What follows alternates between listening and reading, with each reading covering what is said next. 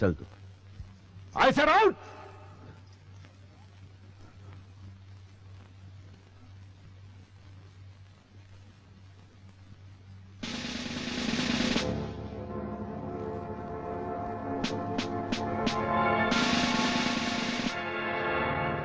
सगळ्यांसमोर तुझ्या कानाखाली मारली का ठाऊक आहे तुला? काय करत होती तुला भाऊरांना भेटायला हॉस्पिटलमध्ये जायची? अरे काय रे तू? काय आहेस? काय लायकी काय तुझी? अरे जरा तरी विचार करायचा होतास तू. कशाला हे संकट ओढून घेतो स्वतःवर तू?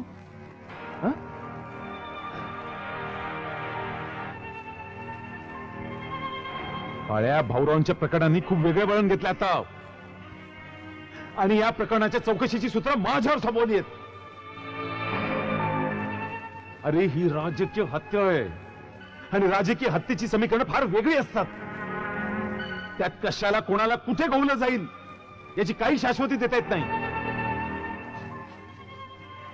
तुला यात गवलं जाऊ नये ना म्हणून मी तुला सोडला, तर स्वतःच्या पायावर कुऱ्हाड मारून घेतीस तू. स्वतःची अक्कल गहाण ठेवून जगतोस आणि मग बोलतोस. माणसं चेहरा घेऊन जगतात की मुखवटे लावून?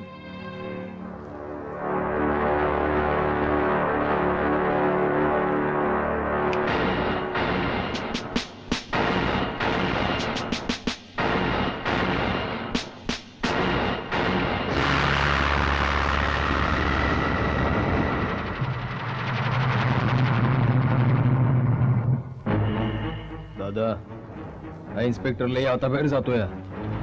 तुम्ही म्हणत असाल तर. नाही आणि मी जखमा खोलवर घेऊन जगणारा बेन आहे. जेव्हा जेव्हा आम्हाला भेटताय ना तेव्हा तेव्हा आमच्या अनिकच जवळ येत. नुसतं जवळ नाही येत, माणूस म्हणून जवळ.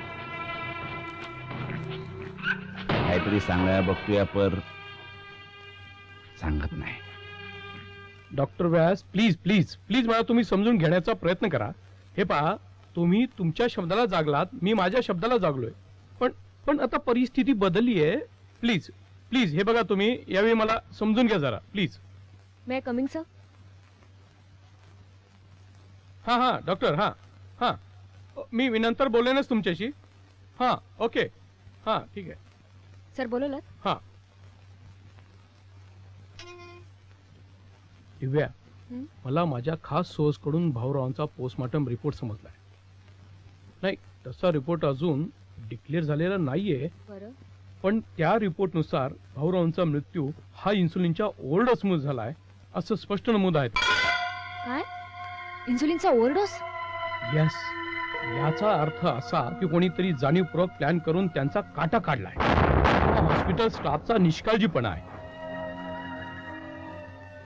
म्हणजे शेखरचा संशय चुकीचा नव्हता sir? Correct. And I am worried about Shekhar. त्याला हे समजल्यानंतर तो काय रिॲक्ट करेल? आणि या प्रकरणाने असं वेगळं वळण घेतल्यामुळे दिव्या, यू हॅव अ मिशन आहे. हे बघा, प्रकरण फारच गंभीर आहे. माफ करा, मी तुम्हा सर्वांना इथे ड्युटी सोडून बोलवलेलं आहे. पण भाऊरावांच्या पोस्टमॉर्टम रिपोर्टमुळे एक वेगळीच समस्या उद्भवली आहे. मीडियावाले कदाचित या गोष्टीचा फारच गाजावाजा करण्याची शक्यता आहे. एक गोष्ट लक्षात घ्या, या हॉस्पिटलमधल्या कोणाशीच माझं वैयक्तिक वैर नाहीये. ज्या प्रकारे भाऊरावांचा मृत्यू झाला हे गृहीत धरता इथल्या प्रत्येकाची उलट तपासणी करणं मला भाग आहे. कारण कायद्यानुसार संशयित जोपर्यंत निरपराध ठरत नाही तोपर्यंत त्याला आरोपीच समजलं जातं. तेव्हा या चौकशी दरम्यान तुम्ही आपापले इगो बाजूला ठेवून मला सहकार्य कराल अशी मी अपेक्षा करतो आपणा सर्वांकडून. अजून एक महत्वाची गोष्ट म्हणजे, या संदर्भात आपल्याला काही माहिती द्यायची असेल तर मला येऊन बेलाशक देऊ शकता. माहिती देणाऱ्याचं नाव पूर्णतः गुप्त ठेवण्यात येईल. ही व्यक्तिशः एसपी वर्तकांची जबाबदारी राहील. That's all. आपण जाऊ शकता.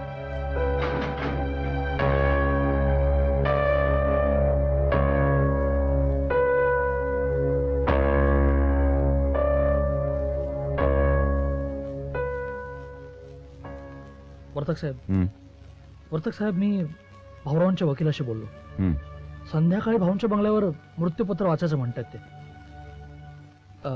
एक दोन साक्षीदार असतीलच, but since you are handling the case, तुम्ही तिथे असावं असं मला वाटतं.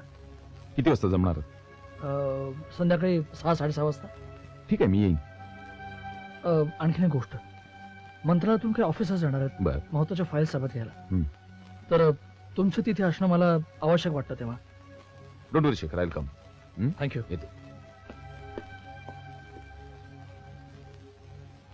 सर हे बघा, हा. हा जर ड्राफ्ट असा केला ना तर इथे स्पेस राहते. हा. आपल्याकडे अजून एक ऑप्शन पण आहे. हा.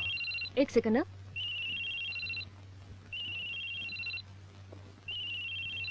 Excuse me sir. हॅलो, हा बोल शेखर. हां हां, ओके. संध्याकाळी का? नाही नको, मी येते. हां हां, ओके, बाय. सर, शेखरचा फोन होता. भाऊंचे वकील आज त्यांचे विल डिक्लेअर करणार आहेत. Good. In that case Divya, your mission starts right now.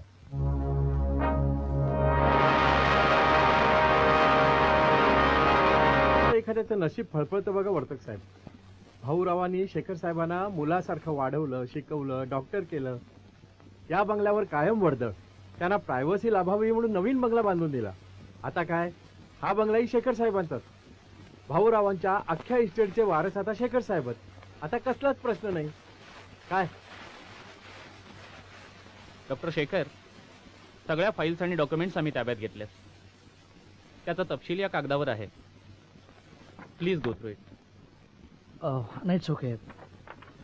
Please खाली सही करा. तुम्ही कान्होदे साहेबांची सही घ्या ना. म्हणजे काय की ते भाऊंचे वकील आहेत, त्यांनी सही केली की मग प्रश्नच नाही. अहो, त्यांची सही घेऊच आम्ही विटनेस म्हणून. त्याचं काय आहे, भाऊसाहेबांनी तुम्हाला वारसदार बनवलेलंच आहे, तेव्हा प्लीज.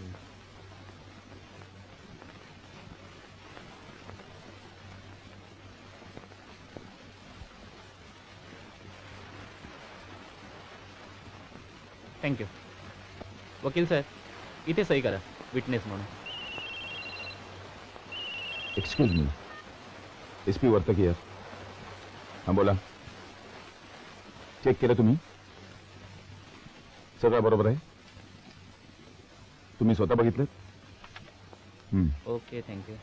ठीक आहे, तुम्ही एक काम करा, तुम्ही तिथंच थांबा, मी 15 मिनिटात नाही, पोहोचतो. सगळं. Okay Shekhar, if you don't mind, मला एक महत्वाचं काम होतं. नाही, please continue. Thanks for coming. Thanks for calling. Take care. Okay. बरं आहे शेखर साहेब, आम्ही पण निघतो. सगळ्या फॉर्मॅलिटीज तर पुऱ्या झालेल्याच आहेत. मग निघू आम्ही. Okay, thank you. Thanks a lot. Divya, मी येतोच छान बाहेर सोडून. प्लीज कम.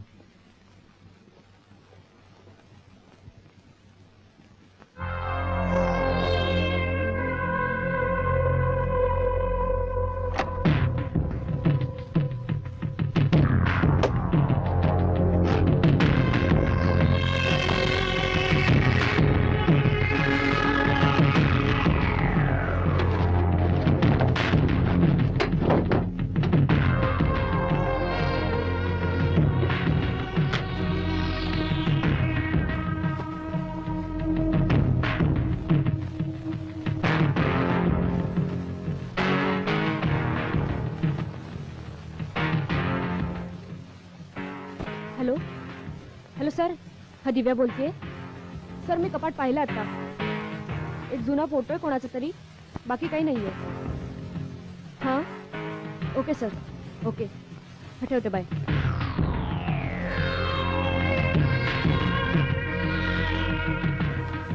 दिव्या, दिव्या, तू इथे आहेस? मी तुला बाहेर शोधतोय. अरे, भाऊंच्या फाईल्स ठेवत होते कपाटात. अगं पण त्या तिथे नव्हत्या, इथे होत्या या कपाटात. अरे, ते त्यांच्या उरलेल्या पर्सनल फाईल्स आहेत. त्यांच्यात काय बघितलंस का एकदा? भाऊने दिलेल्या देणग्या, त्याच्या पावत्या. नाहीतरी तुला हे कपाट एकदा चेक करायचं होते ना. मग राहू दे एकत्र सगळं. नाही, मी नाही, तूच चेक कर. माझ्यातलं पेशन्स संपला आता. इनफॅक्ट मला तर असं वाटतं की आता मला काही नको आहे. काय झालं शेखर? असं का बोलतोस? दिव्या, तो ऑफिसर मगाशी काय बोलला ऐकलंस तू? आता ऑफिशियली तुम्ही वारस झालात भाऊरावांच्या मालमत्तेच. बाहेर सुद्धा मला मस्का लावतो, म्हणाला नशीबवान आहात तुम्ही, एवढी मोठी प्रॉपर्टी तुमच्या नावावर झाली. दिव्या, दिव्या, आय हेट दिस. या सगळ्यांना ना मी काय कमावलंय तेवढंच दिसतंय, पण भाऊच्या जाण्यामुळे मी काय गमावलंय हे त्यांना कळत नाहीये. रिलॅक्स शेखर. अरे बोलणारे बोलणारच. आपण कोणाकोणाची तोंड बंद करणार? नाही नाही, त्यावर उपाय आहे. मी भाऊंच्या नावाने एक वेलफेअर ट्रस्ट उघडतो आणि सगळी प्रॉपर्टी, अगदी सगळी प्रॉपर्टी मी त्या ट्रस्टच्या नावाने करून टाकतो. बस प्रश्नच मिटला ग. तुझं काय मत आहे? शेखर, जे काय करायचं ना ते पूर्ण विचार करून कर. हम्म.